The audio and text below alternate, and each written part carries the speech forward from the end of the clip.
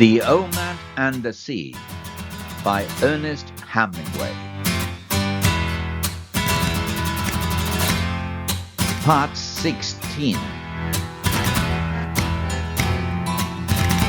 The old man's head was clear and good now, and he was full of resolution, but he had little hope. It was too good to last, he thought. He took one look at the great fish as he watched the shack close in.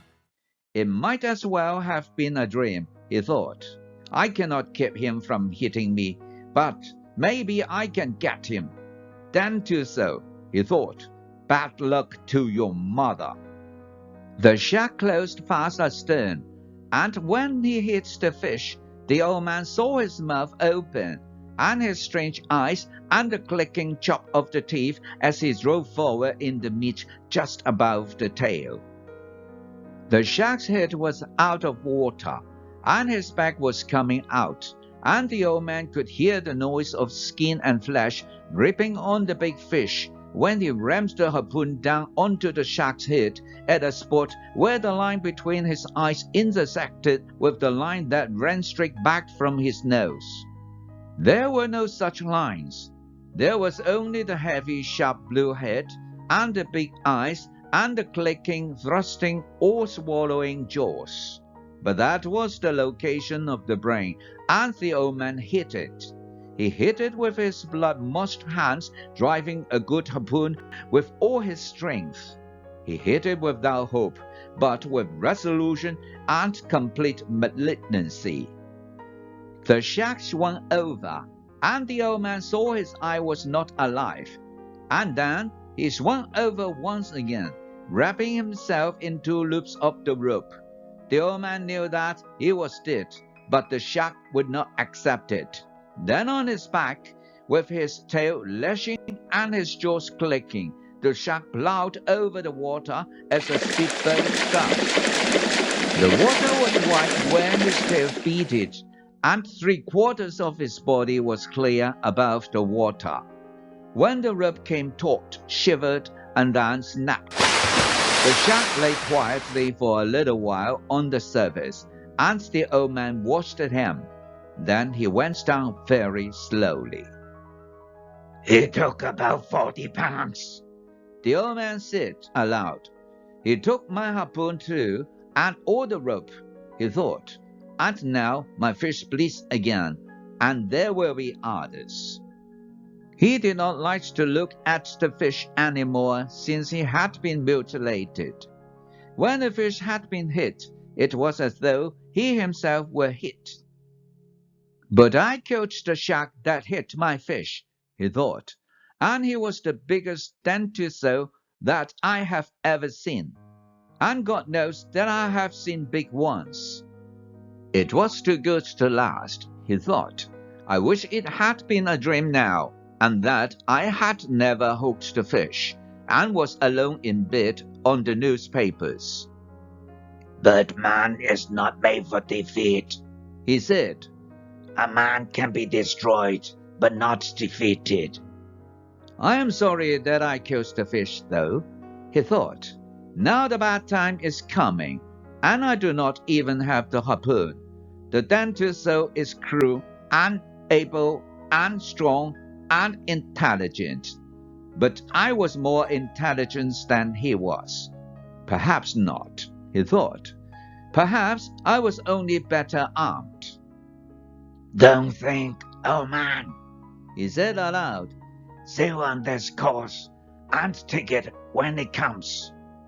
But I must think, he thought, because it is all I have left, that and baseball. I wonder how the great DiMaggio would have liked the way I hit him in the brain. It was no great thing, he thought. Any man can do it. But do you think my hands were as great a handicap as bone spurs? I cannot know. I never had anything wrong with my heel, except the time the stingray stung it when I stepped on him, when swimming and paralyzed the lower leg and made the unbearable pain. Think about something cheerful, old man, he said. Every minute now, you are closer to home. You sell lighter for the loss of £40. He knew quite well the pattern of what could happen when he reached the inner part of the current. But there was nothing to be done now. Yes, there is. He said aloud. I can lash my knife to the butt of one of the oars. So he did that with the tiller under his arm, and the sheet of the sail under his foot. Now, he said, I am still an old man, but I'm not unarmed. The breeze was fresh now, and he sailed on well. He watched only the forward part of the fish, and some of his hope returned. It is silly not to hope, he thought. Besides, I believe it is a sin. Do not think about sin, he thought. There are enough problems now without sin. Also, I have no understanding of it. I have no understanding of it, and I am not sure that I believe in it. Perhaps it was a sin to kill the fish. I suppose it was, even though I did it to keep me alive and feed many people. But then, everything is a sin. Do not think about sin. It is much too late for that, and there are people who are paid to do it. Let them think about it.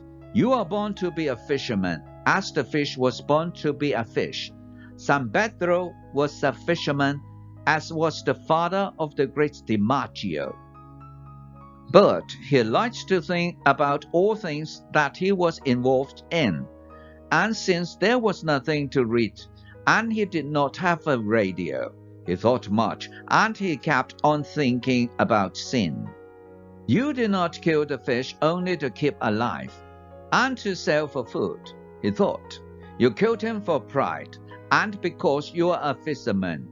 You loved him when he was alive, and you loved him after. If you love him, it is not a sin to kill him. Or is it more? You think too much, old man, he said aloud. But you enjoyed killing the dentuso, he thought. He lives on the live fish as you do. He is not a scavenger, nor just a moving appetite as some sharks are. He is beautiful and noble, and knows no fear of anything. I killed him in self-defense, the old man said aloud. And I killed him well. Besides, he thought, everything kills everything else in some way. Fishing kills me exactly as it keeps me alive. The boy keeps me alive, he thought. I must not deceive myself too much. He leaned over the side and pulled loose a piece of the meat of the fish where the shark had cut him. He chewed it and looked at its quality and its good taste. It was firm and juicy like meat, but it was not red. There was no strangeness in it, and he knew that it would bring the highest price in the market. But there was no way to keep its scent out of the water, and the old man knew that a very hard time was coming. The breeze was steady. It had backed a little further into the northeast, and he knew that meant that it would not fall off. The old man looked ahead of him, but he could see no sails, nor could he see the hull, nor the smoke of any ship. There were only the flying fish that went up from his bow sailing away to either side, and the yellow patches of Gulf wheat. He could not even see a bird.